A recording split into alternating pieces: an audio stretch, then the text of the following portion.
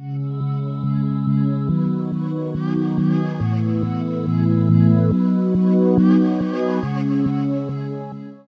right, Orlando. So thank you very much for this interview. It's such a pleasure to have you for this interview. It's the first time. So you are the ADCC world champion in the heavyweight division. So congratulations for this title. It's big. Thank you. Yeah, it's big, man. It's a dream come true. I worked hard for it, so I'm happy. Yeah, I really imagine. So Orlando, besides doing Brazilian Jiu-Jitsu and grappling, you are an MMA fighter. So we will talk about everything. So you have a crazy story of life because you are coming from really far. I will present yourself in few words, but of course, feel free to stop me, at any time. Before doing martial arts and everything, so you did football in college. So you had a scholarship, right? Yep. And yeah, so you did football during all this time. So you passed your exam. You've been graduating, I imagine. Yep. Yep. And after that, you stopped doing football. What happened at this moment? It was impossible for you to continue doing football, or you were not interested in doing. No, here the way it works is, if you're not tall enough, you're not big enough, you don't make it to the NFL, it's over. Only such a small percentage of the guys make it to professional football here in the United States. So, once college is over, once you don't continue on playing sports, for me, as somebody who's been playing sports my whole life, it was hard to find something to do. I was just lost, man. I was a lost soul. Yeah, so at this moment, of course, I think you realized that it was impossible for you to continue maybe in the NFL and everything. And at this moment in your life, you're starting like enjoying life and partying, drinking a little bit and everything. Yeah, man, it was. Oh, sorry. Yeah, no worries. It was a crazy time, man. Once I finished college, and nothing to do as far as competitiveness, no competitions and stuff. So for me, life just got crazy. I was, in college, everybody parties and you have a good time and stuff. But for me, I have I'm an addict. I have an addictive personality. My brain is wired like an addict. So once that started, I just couldn't stop. And for me, it just took a whole new turn, man. I was a monster for for 4, 5, 6 years. Just nothing but partying, drugs, drinking, slowly killing myself. And you gained a lot of weight. You went almost over 300 I was 300. pounds. My heaviest weight, I was like 360 pounds. Wow, yeah. Over 140 kilos or something. Yes. You were very huge at this moment. Yeah. And after that, there is a. Sorry. No worries. At this moment, one of your friends said, "Okay, Orlando, come train a little bit with me in." I was in a point. I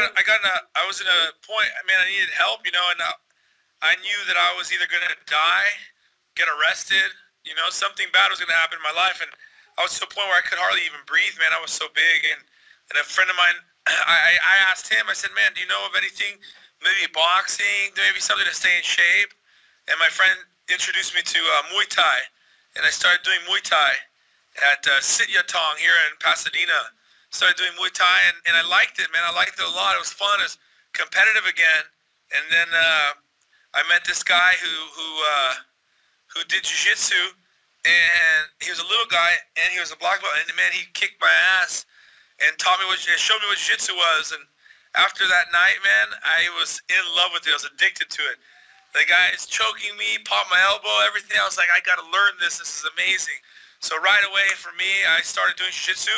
And then, 4 years black belt, 7 years ADCC champion, multiple time world champion, the only American to win the Brazilian national championship, all kinds of cool stuff, man. Yeah, it's crazy.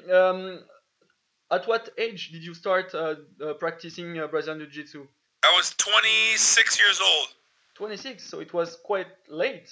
Yeah, it was super late, as to standards today. But yeah, I was 26 years old. I started, and I was a black belt when I was 30, and then now I'm 32, turning 33. Yeah, it's amazing. And before practicing Muay Thai and Jiu-Jitsu. Have you heard about MMA already? Yeah, I mean, I would watch it. Shit, I would watch it on the weekends when I was getting drunk and high. Yeah. And who would you like to watch? You know, what kind of fighter? For me, it was funny because it was always Pride. It was always Vandalay. It was always Crow Cop, Fedor. You know, that's how I started. I started always seeing Rafael Cordero on TV and all this stuff. And, I mean, who would have ever thought that I would be on the same team now and about to fight in the biggest organizations in the world, you know? It's crazy, man. It's a crazy story. Oh, yeah. So, yeah, for as far as Brazilian Jiu-Jitsu is concerned, so you train at the Gracie Barra.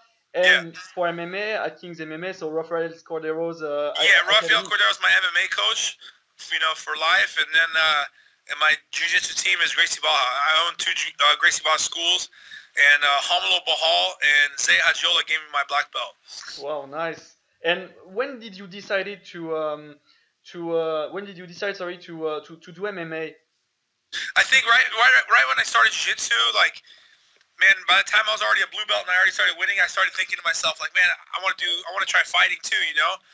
And so I did a couple fights as I came up through jiu-jitsu, and then once I started winning major jiu-jitsu tournaments, I realized, like, okay, now I really want to focus on MMA. So now, you know, I can do jiu-jitsu competitions for the rest of my life, but MMA, I only have a few more years, you know. I have 3, 4, 5 more years of really focusing on MMA and giving a big run for some kind of title somewhere, you know. So right now I'm just going to focus pure on MMA. I've always been interested, but right now is my full focus.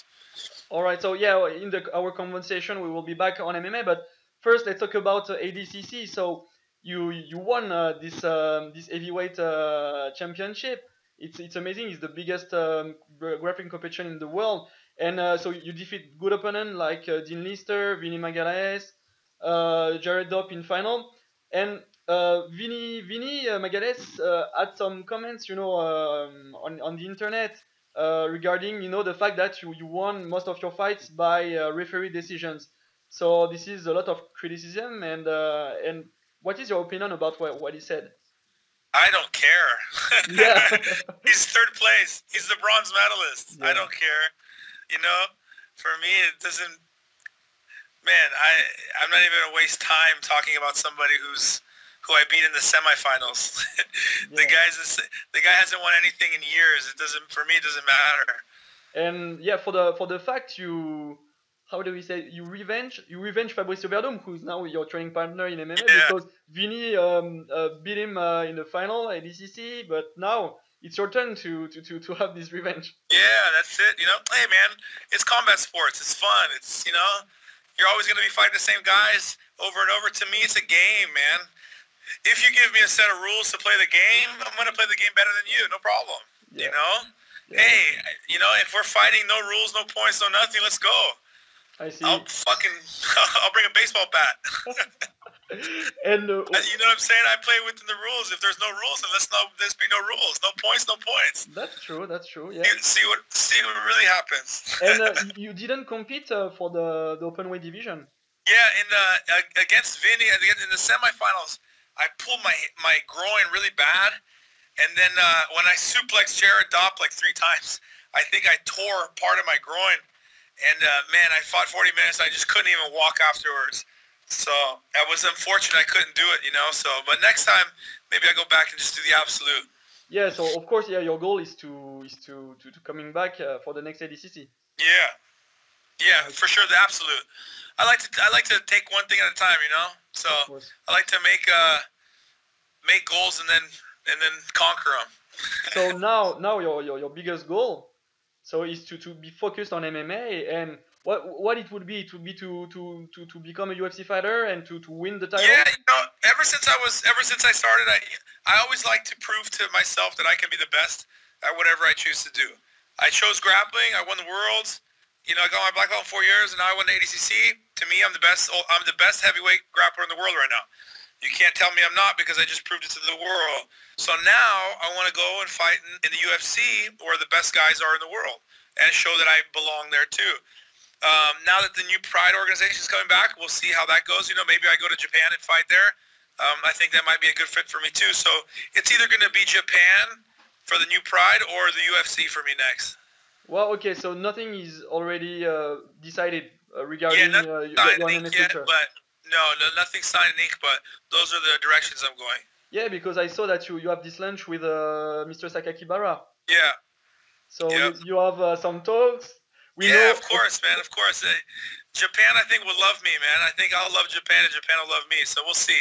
we know all the MMA community is right now is really disappointed because we heard that maybe Fedor will fight a nobody guy in MMA for his comeback. And me, before doing this interview and before hearing this news, I was hoping to see you fighting Fedor in Japan. Hey, you never know. Someday in the future, that might happen, man. Okay, okay. Of course, I would say yes. Of course, in a heartbeat. I like to challenge myself at all levels, man. I love it. Yeah, all right. Of So course. right now you are 5-0 in MMA. So yeah, you won all your fights. You're still undefeated. And Yep.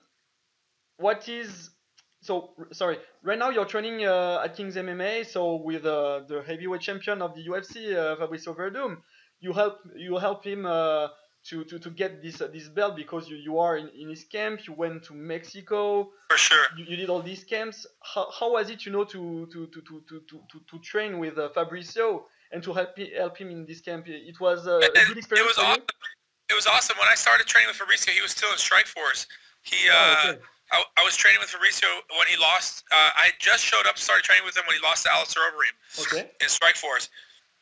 And then we started training together, and then he came in one day and said that Zuffa bought Strike Force, and that he was now essentially owned by the UFC. And then next thing you know, he said he was going to fight Roy Nelson. And I've been in every single training camp with him since. I've been on every fight with him and been in his camp. So he's like a brother to me, We're like brothers, man. And after you train day in and day out with somebody like him, everybody else becomes irrelevant. Going to the ADCC and fighting all these other guys, like, it becomes irrelevant. Like, these guys have nothing can do nothing to me that Fabricio hasn't already tried or done to me. So it just shows me my confidence and shows me where I'm at in my head and in my training. And, I can be the best in the world, and I know it. I'm going to prove that. I've already proved it in grappling. Now it's time to prove it in MMA. And what about if you are coming at the UFC? What about it? Because he's your training partner. Do you imagine in your mind that it could be a possibility for you to face Fabricio Verdum one time in a cage? Nah, I don't. I think he'll be retired with the belt by then. Okay. Because I have at least 4, 5, 6, 7 fights before I get to the top, Yeah. and he's already the champ. He's already he's gonna defend it a few times, I think, and then he's gonna enjoy his family, I think. So maybe he'll give it to me after when I come up to the top. All right. Yeah, regarding your how do you say your body. So you are heavyweight, but you are not such as tall as Fabricio Verdum, right? Is it for Yeah. you like a weakness for you, to be as much as tall as all these big guys in the heavyweight division? No, so their strength is how tall they are, but my strength is how short I am. Okay. For me, once I get inside the distance, once I get inside the jab, once I get inside the kick, it's my advantage, because I'm so short. Yesterday, I've been training now. I'm gonna start training with Randy Couture. Yeah, I saw this picture I saw this picture on the social media. I was working with him yesterday, and he was showing me a lot of how strong my height actually is for me as a heavyweight. Okay. To get inside. So I'm a hard fight, man. If you're tall, it's gonna be a hard night, long night for you. To punch down and to try to stop me from taking you down is gonna be real hard. Yeah. So. All right. Yeah, it's very So I interesting. like it. I like being short. Okay. And we I'm do. 280. I'm 280 pounds right now too, so I'm not too light. Yeah, yeah. I tell you that because we do the same height. Yeah. So I'm not very tall, me neither. Yeah. And yeah, I saw that BJ Penn came in the academy. You met him. Are you close to BJ Penn too? Yeah, me and BJ Penn are really, really close friends. We're like brothers, man. We're very close. We have very, very close. He's like a brother to me. Nice. Yeah, I just one thing about Fabricio Verdum. Last summer, I did an interview with Vanderlei Silva and Rafael Cordero, and Vanderlei was telling me a funny story about Fabricio regarding a training they had. The fact that Vanderlei, like he cut Fabricio, on the Cut him chin. open, yep, and then guillotined him. Yes, and Yep. and he was starting to bleed, and then he took a picture and put the picture on the internet and was Yep. laughing, at Fabricio. Said, "Oh, look, I beat this guy and stuff." Yep, yep, And that's Fabricio true. was very pissed, like the day after at sparring, he was going so hard, Yep, that's true. He's like that, right? Yep, that's it. Yeah, he has competition in his mind and his body, even in training. Always. It's always a fight, man. Every time I train with Fabricio, it's a fight. Yeah, There always has to be a winner and a loser, and believe me, we're always keeping count. Yeah, that's nice. And yeah, I saw also that one of your hobby is motorcycle. Yeah. So you used to ride like a lot? I ride Harleys a lot, yeah, and I have race cars, low riders. Cars and stuff is really my hobby. Nice, yeah, no, that's a cool hobby. I saw that also Rafael has a Harley Davidson too. Yeah. So sometimes you're going together, like yeah, we've been a couple times. We drove to Vegas together a couple times. I have a lot of very close friends that ride Harleys. So. Right. And what Harley do you have? The Harley Street Glide, the big bagger. Oh, okay, the bagger, the Street Glide. Nice one. Yeah. Yeah, it was a real pleasure to have you, Orlando, for this interview. We know that you are busy, and thank you for your time. And we wish you all the best for your MMA career. And thank you so much. Of course, as you've shown, you have all the potential to be successful. And thank you for everything. And also one last thing, maybe you have something to tell about this on the social media.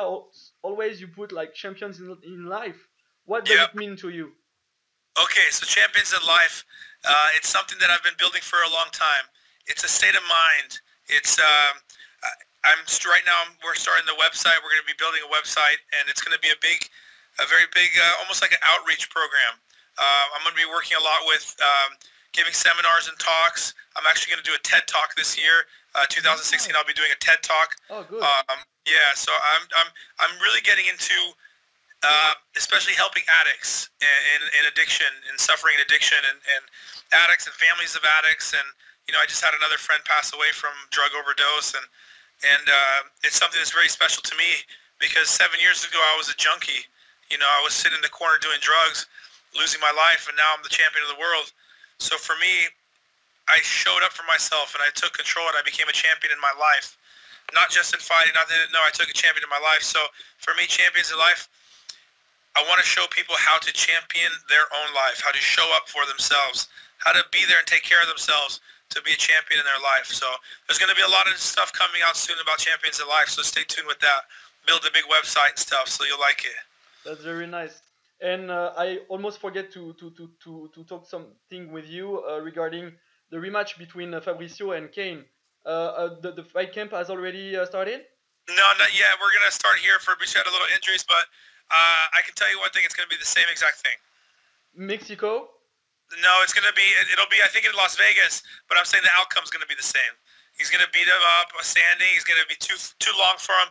He's going to jab the shit out of him. He's going to teep him. He's going to kick him, and then he's going to get him in a choke again. I called it third round. I put it all over my social media before it happened, and I'm telling you again, it's going to happen again. All right. Thank you very much, Orlando, and we'll stay in touch for the next interviews in next month. All right, brother. Thank you. Thank you. Take care. All right, take care. Bye. Bye.